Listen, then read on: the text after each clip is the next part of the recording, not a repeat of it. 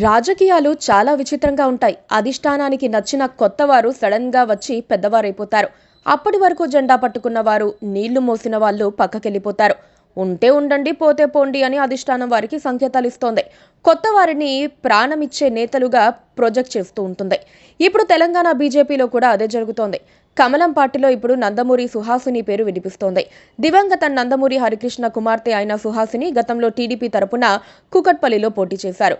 ఈసారి ఆమెను కూటమి అభ్యర్థిగా బీజేపీ తరపున జూబ్లీహిల్స్ అసెంబ్లీ నియోజకవర్గం ఉప ఎన్నికల్లో పోటీ చేయించాలని భావిస్తున్నారు. పార్టీ సన్నాహక సమావేశంలో తాజా అధ్యక్షుడు రామచంద్రరావు ఆ ప్రతిపాదన చేశారు. కుల సమీకరణాలు, నియోజకవర్గం లెక్కలు సరిచూసుకుని రామచంద్రరావు ఆ వాదనను తెరపైకి తెచ్చారని చెప్పుకుంటున్నారు. పార్టీలో ఆయన వ్యతిరేకులకు మాత్రం ఆ ప్రతిపాదన అస్సలు నచ్చలేదు. తమతో మాట మాత్రమైనా చెప్పకుండా నేరుగా ప్రకటించేశారన్న ఆగ్రహం వారిలో పెల్లుబికింది. బయట పడకపోయినా వారి మాటల్లో అది ధ్వనించింది. సుహాసిని పేరు ప్రతిపాదన ఢిల్లీ అధిష్టానం నుంచి వచ్చిందా, లేక రామచంద్రరావు స్వయంగా చేశారా అర్థం కాక కొందరు నేతలు అసంతృప్తిగా ఉన్నారు.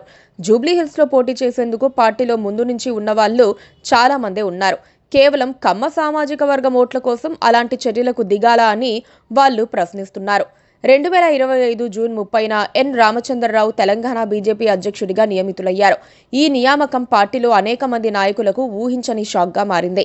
ఆర్ఎస్ఎస్, ఏబీవీపీ నేపథ్యం కలిగిన రామచంద్రరావు హైదరాబాద్లో బలమైన పట్టు కలిగిన నాయకుడిగా, పార్టీలోని వివిధ వర్గాలను ఏకం చేసే సమన్వయకర్తగా ఎంపికైనప్పటికీ పోటీలో ఉన్న రాజేందర్, ధర్మపురి అరవింద్, రఘునందన్ రావు వంటి ప్రముఖ నాయకులను పక్కన పెట్టడం వివాదాస్పదమైంది.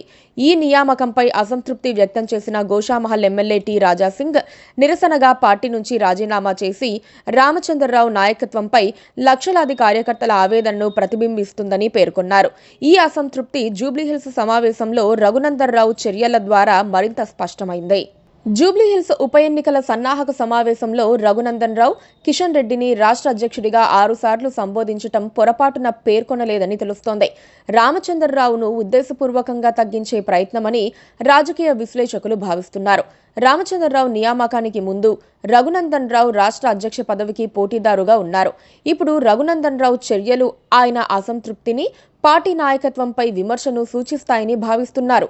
రామచంద్రరావు బాధ్యతలు చేపట్టిందే తడవుగా ఆయన వ్యతిరేకులు యాక్టివ్ అయిపోయారు. నిజానికి వాళ్ళంతా ఆయన శత్రువులేమీ కాదు. రాష్ట్ర శాఖ అధ్యక్ష పదవిని ఆశించి భంగపడిన వాళ్ళు. 2028లో పార్టీ తెలంగాణలో అధికారానికి వస్తుందని నమ్మకం ఉన్నవాళ్లు. ఆ సమయానికి రాష్ట్ర శాఖ అధ్యక్షుడిగా ఉంటే సీఎం పదవి దక్కుతుందని ఆశపడేవాళ్లు. అలాంటి వాళ్లకు రామచంద్రరావు నాయకత్వం సుతరాము నచ్చలేదు.